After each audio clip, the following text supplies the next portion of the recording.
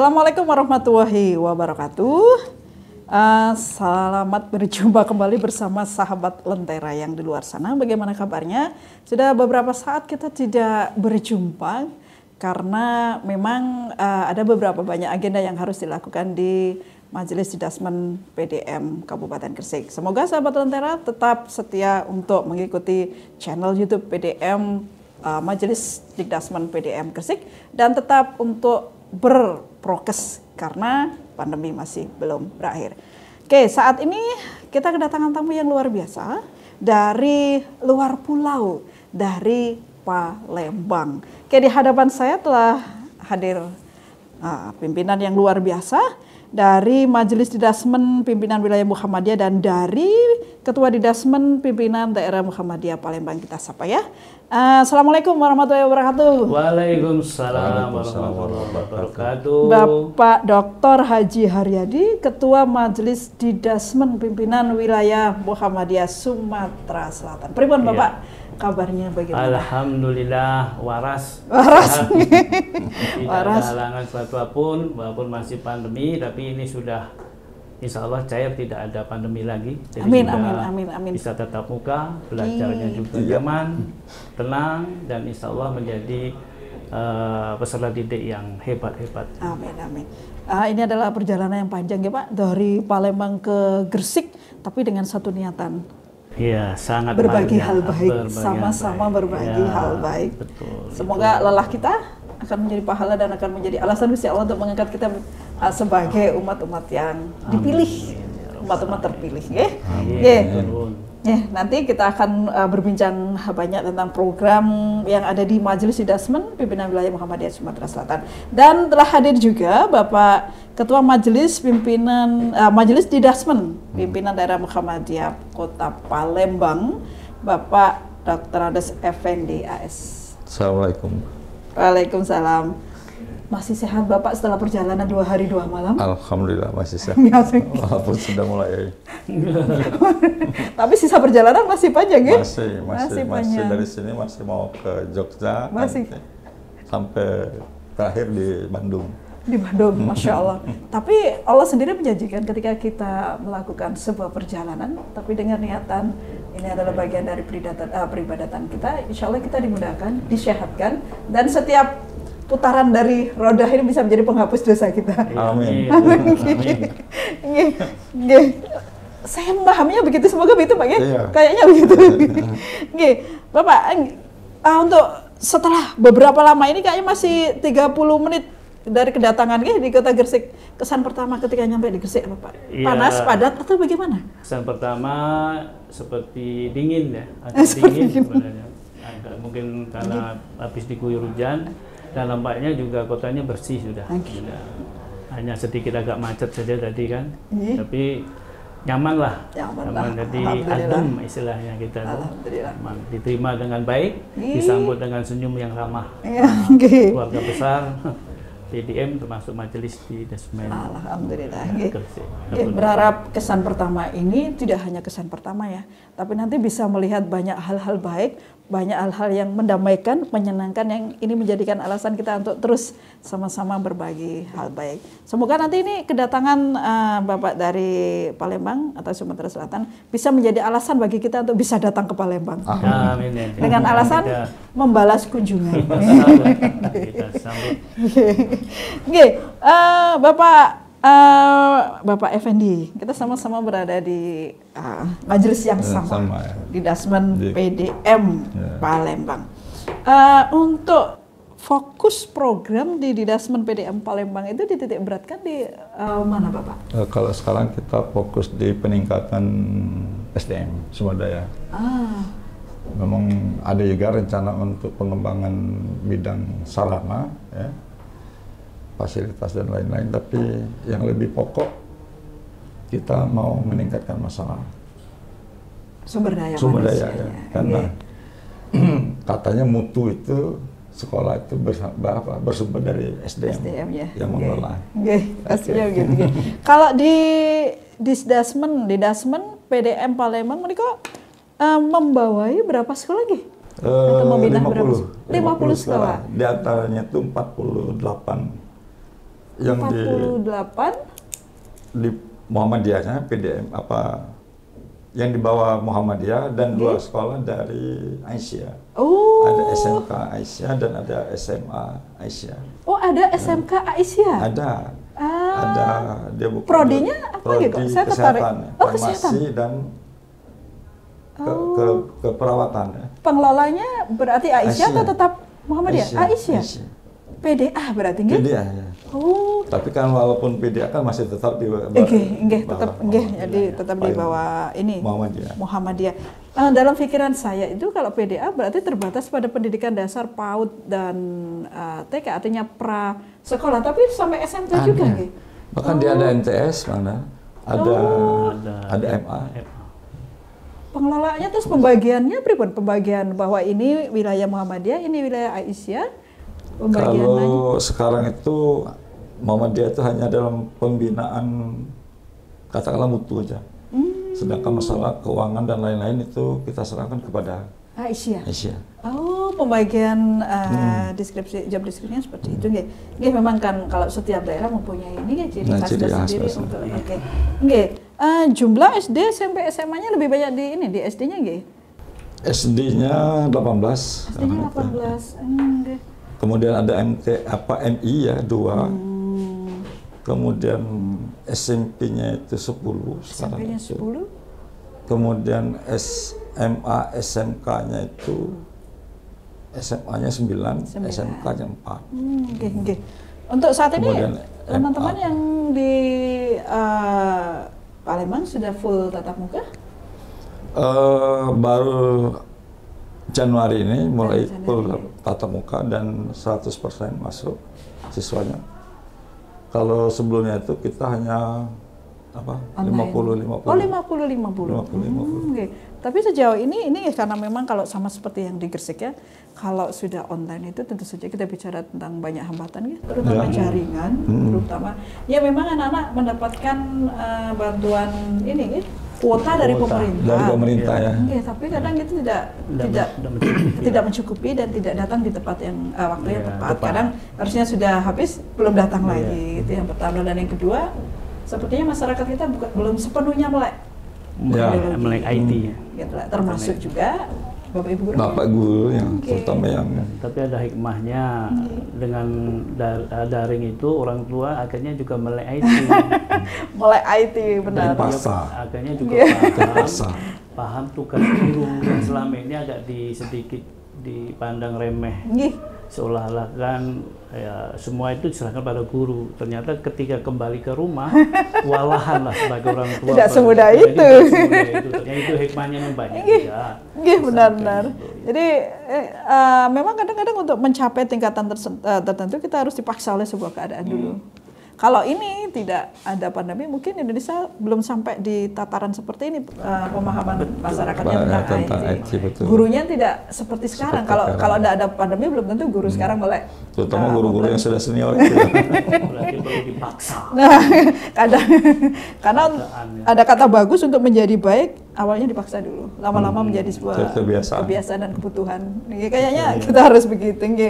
Cuman ya memang tentu saja ya butuh banyak pemahaman, butuh banyak petunjuk, karena memang ini kadang instruksi yang kita berikan multi pemahaman, multi tafsir, sehingga harus ada ini. Nah, bagaimana untuk dari PWM sendiri untuk memastikan bahwa pembelajaran di wilayah provinsi, wah ini banyak ya provinsi, ini berjalan baik-baik saja. Ya, kita kan pertama mengacu surat edaran dari kementerian, kemudian kementerian mendelegasikan ke pimpinan provinsi. Jadi dinas provinsi itu untuk SMA ya, SMA SMK. Tapi untuk yang kabupaten kota kan dari bupati dan wali kota masing-masing. Nah, dari situ baru kita juga membuat edaran ke sekolah-sekolah bahwa mau tidak mau kita mengikuti apa yang diinstruksikan. Misalnya ada 4 menteri itu kan bersama, kemudian ke daerah masing-masing, sehingga nyambung. Jangan sampai kita tidak mengikuti aturan yang sudah ditetapkan. Dan itu demi kesehatan sendiri, ketenangan orang tua. Tapi izin, nah ini yang jadi catatan, ada izin dari orang tua, dan sekarang harus sudah vaksin semua, baik guru maupun siswanya harus sudah vaksin. Itu syarat utama bisa tetap muka penuh. Nah, tentu saja syarat ini tadi ya, artinya walaupun sekolah sudah siap, tapi kalau tidak ada surat persetujuan dari orang tua, ya tidak bisa, kita tidak berani. Jadi bagaimanapun orang tua itu jadi rujukan pertama dulu lah. Pernah nggak ada sebuah kondisi di mana ada kondisi yang berbeda antara yang ditetapkan pemerintah dengan fatwa yang dikeluarkan oleh PP Muhammadiyah tentang dulu awal-awal pernah begitu di Gresik pernah mengalami begitu. Jadi ada surat yang dari Dinas Kabupaten agak longgar, tetapi karena PP Muhammadiyah bersemangat atau mempunyai mempunyai tekad yang luar biasa untuk menyelamatkan siswa dari virus ini. Dulu pernah begitu, jadi di Kabupaten agak longgar, tapi di PP-nya tetap tidak memperbolehkan, sehingga sempat muncul ada gejolak sehingga kita harus rajin-rajin menyampaikan. Atau pernah terjadi begitu juga di Palembang? Iya pernah sih, tapi kan kita acuan tetap ke pemerintah bagaimanapun, tapi tetap ikuti juga aturan dari Majelis dan Didasmen Pusat tadi, tapi tetap finalnya kan di kebijakan wali kota dan gubernur dari situ. Karena bagaimanapun itu menyangkut siswa kita ini bukan dari latar belakang Muhammadiyah semua, rata-rata di luar Muhammadiyah, jadi pemahamannya berbeda. Benar. Oleh karena itu kita sepandai-pandai, sebijak-bijak kita, karena ini menyangkut keselamatan dan keamanan. Jadi yang perlu dipegang di situ selamat dan sehat. Nah, kadang-kadang kadang-kadang kan kalau nak ngejar mutu dulu waktu masa pandemi ya itu kan nanti dulu, yang penting sehat dulu. Sehat, selamat. Nah, itu yang kunci. Ya benar. Jadi memang agak sedikit berbeda lah, tapi kita di daerah ini tetap mengikuti kebijakan dari provinsi dan kabupaten kota. Tapi tentu saja ketika kita agak memberi izin kepada sekolah-sekolah untuk mengikuti peraturan yang ada di pemerintah daerah, tentu saja dengan banyak syarat nih. Oh iya jelas. Banyak syarat yang harus dipenuhi. Untuk memastikan bahwa sekolah-sekolah Muhammadiyah yang berada di Majelis Didasmen benar-benar mempersiapkan sekolahnya secara sarana dan prasarana untuk keselamatan warga sekolah, apa yang dilakukan oleh Majelis Didasmen? Ya kita pantau ke sekolah-sekolah, kita keliling-keliling juga, keliling-keliling, kemudian kita juga minta laporan dari sekolah-sekolah, tentang fasilitas prokes yang harus dipenuhi untuk misalnya masuk 50% tadi misalnya kan gitu. Terus sarana-sarananya kecuali artinya kita meminta laporan, kita juga artinya kita turun juga ke lapangan melihat betul, terutama sekolah-sekolah yang katakanlah muridnya banyak dan sering menjadi sorotan masyarakat. Karena tidak boleh salah, kalau sudah salah di situ langsung ditutup aturannya. Terutama kalau ketika pandemi sempat ada ini nggak untuk sekolah-sekolah yang boarding school, terus ada yang berani mendatangkan ke boardingnya selama pandemi? Kebetulan di Palembang belum ada, baru rencana. Siap. Makanya kita kesini terus. Tapi ada yang sudah full day seperti SMK Muhammadiyah 1 dengan SMK Muhammadiyah 1, SMK Muhammadiyah 2 itu mereka sudah full day. Artinya balik mereka pulangnya setelah sholat asar berjamaah di sekolah. Itu tetap kita pantau karena justru itu ini terus jadi pantauan masyarakat juga, terutama yang dari pemerintah, dari LSN dan lain-lain itu. Sehingga kita tuh terus mengikuti perkembangan dari pemerintah bagaimana, dari Muhammadiyah gimana, terus dan itu selalu kita coba untuk sinkronkan. Artinya jangan sampai ada hal-hal yang tidak kita inginkan terjadi. Memang ini kalau kemarin di majelis kita menggandeng MC3 Muhammadiyah COVID Crisis Center ya. Jadi karena teman-teman dari MC3 punya instrumen yang sangat lengkap tentang apa yang harus dipenuhi sekolah ketika jadi ketika sekolah-sekolah ingin mengadakan tatap muka, maka mereka harus mendapatkan atau mengantongi surat dari MC3. Surat rekomendasi. Cuman memang permasalahannya di personil, artinya Didasmen tidak banyak orang. Nah, kita kan tidak banyak orang, ya terbatas, dan ketika harus, dan masing-masing mempunyai profesi yang berbeda-beda, sehingga kalau harus memonef atau mengevaluasi pelaksanaan pembelajaran dengan turun langsung ke sekolah-sekolah, tentunya jadi menjadi kendala ketika harus menschedulekan personel dari majelisnya. Tapi alhamdulillah sampai terakhir kemarin kita sudah bisa mencakup semua sekolah, dan rata-rata semuanya dalam kondisi siap untuk PTM. Dan sekarang kita sudah sampai di bulan ini, di semester ini, semuanya pemerintah sudah bersepakat oke, tapi tentu saja semuanya masih dalam batasan. Nah, untuk sekolah-sekolah Muhammadiyah di Palembang, apakah sudah sampai di tataran sekolah yang dipilih oleh masyarakat atau bagaimana daya minat masyarakat? Daya minat ya, yang artinya sudah berani menerima dan menutup penerimaan siswa baru itu sebelum sekolah negeri menutup itu ada beberapa sekolah. Sudah? Yang saya tahu itu SMA Muhammadiyah 1 tadi kan, kemudian sekarang itu SMK Muhammadiyah 2. Sudah memenuhi ini, sudah memenuhi pagu. Untuk 2 tahun ini SMK Muhammadiyah 1 sudah menyusul juga, karena dia sudah masuk dalam sekolah SMKPK ya. Ada SMK Muhammadiyah 2, SMK Muhammadiyah 1 itu. Sekarang ada SMKPK. Oh, SMKPK. Seperti mungkin ini, seperti SMK yang Center of Excellence itu? Ya, pusat keunggulan itu ya. Pusat keunggulan. Dulu excellent itu ya, sekarang diganti dengan SMPPK. SMPK. Kemudian kepanjangan dari PK? PK, pusat keunggulan. Oh, pusat keunggulan. Yang kemarin bahasa Inggris jadi bahasa Indonesia. Tentu saja ini artinya ketika kita bicara tentang sekolah Muhammadiyah itu ada sesuatu yang berbeda, yang membedakan dia dengan sekolah negeri, yang membedakan dia dengan sekolah dari teman kita. Tentu saja hal apa yang dimunculkan sebagai salah satu pembeda, diferensiasi antara sekolah Muhammadiyah dengan sekolah-sekolah lain? Ya, ciri khasnya yang dijelaskan Ismubah. Jadi Al-Islam, Kemuhammadian dan bahasa Arab.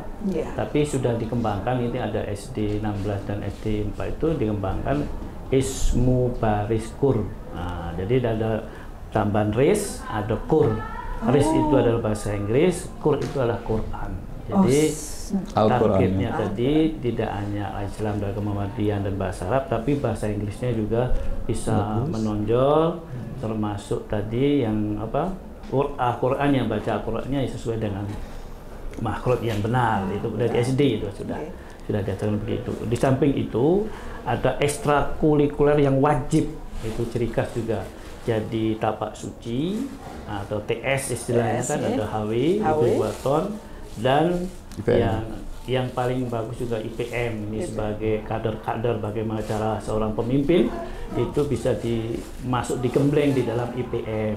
Gitu. Jadi itu ciri khas yang tidak bisa lepas dari Muhammadiyah. Kalau ini dimaksimalkan semua, saya yakin ya mau tidak mau pasti masyarakat akan berbondong-bondong akan memilih Muhammadiyah itu paling tidak kan itu yang tidak bisa lepas ya. Itu.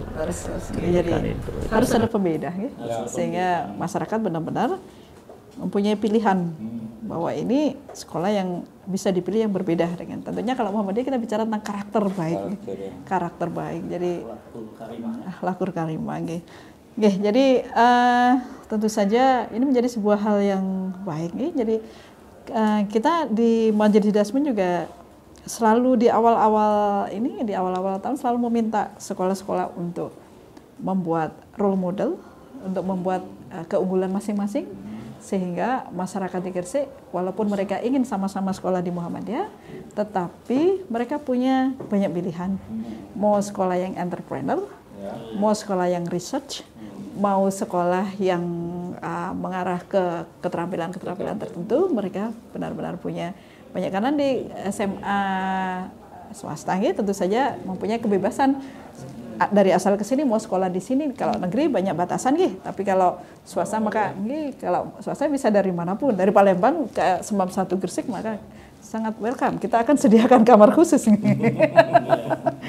Jadi bagaimana caranya majelis Didasemen daerah untuk benar-benar menjaga bahwa setiap sekolah ini berada pada role yang sudah ditetapkan, dipilihkan. Bagaimana bentuk proses pelaporan atau pembimbingannya?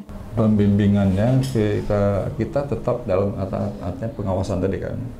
Pembimbing dalam artian juga pemberian misalnya penyegaran kepada kepala sekolah dan guru misalnya dalam bentuk betul akol misalnya atau apa penguatan ideologi biasanya penguatan ideologi misalnya bentuk upgrading untuk mata pelajaran dan lain-lain. Kemudian kita juga siapkan program, artinya ada semacam program-program yang wajib seperti yang sudah dibicarakan oleh Pak Dery itu, misalnya ortom itu harus ada, tapak suci, kemudian HW dan IPM itu harus tetap dalam harus ada di setiap sekolah itu, dan harus ada anggarannya.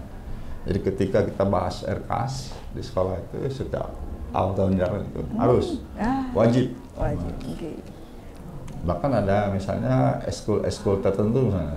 Kalau di Palembang itu memang ada kewajiban, itu juga dari pemerintah kota provinsi juga. Itu masalah misalnya setiap awal pelajaran misalnya, dan 6.40 misalnya sampai jam 7 itu tadarus. Jam ke-00. Jam tadarus. Kemudian waktu istirahat itu sholat juga. Gitu. Nah, kalau kita seperti SD Muhammadiyah 4, SD Muhammadiyah 6 dan 14 itu mereka punya program misalnya 3 bulan tamat ikro. Artinya anak-anak yang baru masuk itu ditargetkan 3 bulan harus bisa ikro 6 ya. 6 apa itu? 6 buku ya. 6 jilid. Artinya ketika dia masuk di semester kedua mereka sudah bisa jilid berikutnya, jilid ke-7 Al-Quran ya. Oh, sudah Al-Quran. Sudah Al-Quran. Memang ini ketika kita bicara tentang sekolah Muhammadiyah, jadi banyak kesaksian atau banyak bukan kesaksian, apa itu namanya? Ketika kita testimoni dari wali murid. Jadi bedanya dengan sekolah lain itu tidak perlu sampai menyuruh mereka untuk sholat ketika sudah berbunyi adzan. Bagi saya itu sudah kata orang tua itu ya harus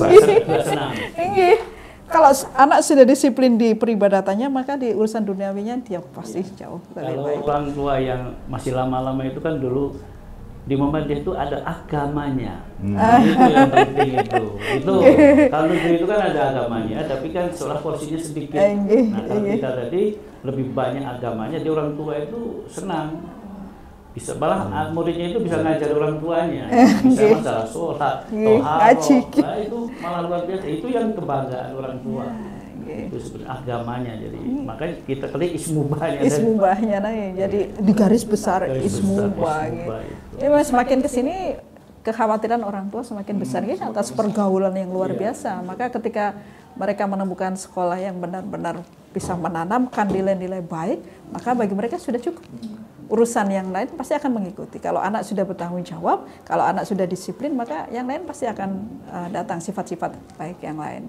Kalau SD kita itu rata-rata jadi pilihan utama sekarang di Palembang itu, dan penuh misalnya itu. Cuman masalah kita itu memang kendala kita tuh di sarana prasarana, terutama lahan kadang-kadang itu jadi masalah. Minat untuk masuk sekolah-sekolah kita itu besar, terutama di SD itu kan. Dan kita lahan-lahan kita memang kecil rata-rata di situ. Orang tua tuh sedikit saja simpel. Kenapa anaknya harus masuk SD Muhammadiyah? Tamatan SD Muhammadiyah itu bisa ngaji, bisa sholat. Ya. Gitu. Itu sudah cukup bagi orang tua, itu sudah cukup. Bagi orang tua itu sudah cukup. Terima kasih atas pembicaraan yang luar biasa, atas perbincangan yang luar biasa. Semoga ini menjadi awal bagi kita untuk terus berbagi hal baik. Nanti akan semoga kita bisa keep in touch-nya dan tetap bisa saling berkomunikasi tentang program-program yang ada di Didasemen Gresik dan Palembang, sehingga nanti kita bisa saling menyempurnakan program kita, karena tujuannya memang bagaimana caranya kita terus mengembangkan dan menyempurnakan pelaksanaan pendidikan di AUM kita. tidak ada yang sia-sia. Perjalanan panjang sejauh ini, ketika kita mendapatkan berkah, maka insya Allah nanti akan menjadi berkah sesuatu. dari silaturahim. Oke, silaturahim. Walaupun capek, insya Allah ada hikmah. Pasti ada, pasti ada, dan pasti ada oleh-oleh dari Gresik. Terima kasih untuk Pak Haji Haryadi, Pak kembali. Jangan pernah kapok untuk datang. Iya. Jangan pernah kapok untuk datang ke Gresik, dan kita juga tidak akan pernah menghilangkan cita-cita dan keinginan untuk datang ke Palembang. Pak Dari nggih? Ditunggu. Ditunggu akeh nggih. Nanti kita akan datang ke sana lewat darat. Lewat darat. Kalau orang Jawa bilangnya lewat darat. Karena nggak bisa darat, harus laut. Terakhirnya tetap nyebrang laut nih. Motor ya. Motor mabur. Motor mabur, akhirnya motor mabur juga. Oke, Matur suwun atas hal baik yang sudah kita share hari ini. Semoga susah Pak ya menghafal. Maaf ya, duriannya top. Sekarang musim duku. Musim duku. Saya tidak makan durian, tapi siap menerima kiriman duku. Duku Palembang, duku Palembang. Sekali lagi, semoga apa yang kita lakukan hari ini benar-benar menjadi hal baik untuk kita aplikasikan di majelis dasbin kita masing-masing. Oke, terima kasih untuk sahabat Lentera yang masih tetap setia untuk bersama kita sampai di 30 menit bahkan lebih. Semoga apa yang kita lakukan hari ini, semoga apa yang kita upayakan hari ini bisa memperbaiki kualitas pendidikan baik di Kota Gresik maupun di Kota Palembang atau kota-kota manapun. Terima kasih, tetap semangat untuk terus berbagi hal baik, karena orang baik hanya akan menemukan banyak kebaikan, itu yang dijanjikan oleh Allah. Terima kasih, mohon maaf atas segala yang tidak berkenan, dan wal kalam yang masturun. Wassalamualaikum warahmatullahi wabarakatuh. Waalaikumsalam warahmatullahi wabarakatuh.